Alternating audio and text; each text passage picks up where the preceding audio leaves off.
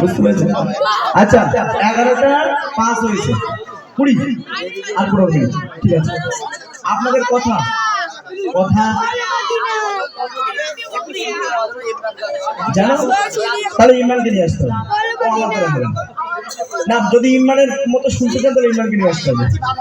হ্যাঁ, না ইমরান থেকে ভালো গরম বললে হবে না। যদি ইমরান ভাইয়ের মতো শুনতে চান তাহলে ইমরান ভাইকে নিয়ে আসতে হবে। যার গলে তার গলে বেশি মানাবে। আমি ধরেন ইমরান ভাইয়ের গজল আমি গাইছি মানে কি ইমরান ভাই নতুন গান হবে আমার? হ্যাঁ না ভাই, আমি চা এখন খাবো না। ও ঠিক আছে, আপনারা বলেছেন আলহামদুলিল্লাহ, আমি বলি চলেন। আচ্ছা, বাচ্চাদের গলাটা কি গেয়ে দেবো? বললো মদিনা মদিনা। আমার বাবুর কি একটা গজল, কবর কবর কঠিন কবর সঙ্গে কে যাবে না, কবর কবর কঠিন কবর সঙ্গে কে যাবে না, সাপ বিচে ভাবে করে, সাপ বিচে ভাবে করে সাথে দে ভগবানা, কবর কবর কঠিন কবর সঙ্গে কে যাবে না, কবর কবর কঠিন কবর সঙ্গে কে যাবে না, সাপ বিচে ভাবে করে, সাপ বিচে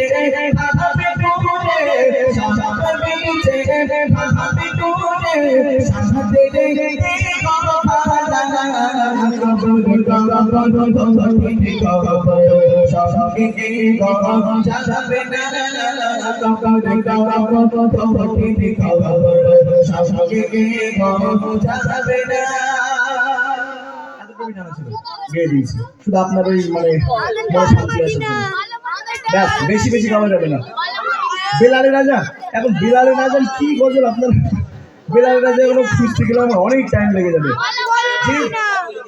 হ্যাঁ, একটা গজল আমার আছে, আমি দেখেন, বিদায় নিল দয়ার নবী বেলাল তো বুঝে না, হাবিবে নবী তো সাজিল মদিনা, হাবিবে নবী তো সাজিল মদিনা, বলে দেশে নাই রে নবী আমি তো থাকিব না, বলে দেশে নাই রে নবী আমি সে হারাবো না, তুমি সে পথ ধরে হলো সে বাহানা, বিদায় নিল দয়ার নবী, বিদায় নিল দয়ার নবী।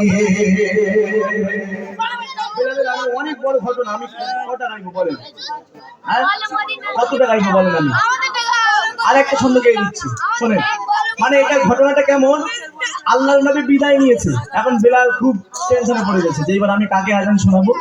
আমি আজান দিলে স্বয়ং নবী আসতো নামাজ পড়াতে, ইমামতি করতো, আর নবী চলে গেছে, নবী বিদায় নিয়ে চলে গেছে, ইন্তেকাল হয়ে গেছে, আমি বেলাল এবার কেমনে আজান দেবো? এই হচ্ছে ঘটনা, বুঝতে পেরেছেন? তাই বলছে বিদায় নিল দয়ার নবী বেলাল তো বোঝে না, হাবিবে নবী তো সাজিল মদিনা, বলে দেশে নাই রে নবী আমি সে হারাবো না, তুমি সে পথ ধরে হলো সে বাহানা, বিদায় নিল দয়ার নবী। একটুখানি শান্তি হয়ে যান, বুঝে ভাই, রাত করতে দেবে আপনি? হ্যাঁ, আচ্ছা, বুড়িমা বুড়িমা গজলটা ফুল, হ্যাঁ ওটা তো গাইবো বলেছে। বলো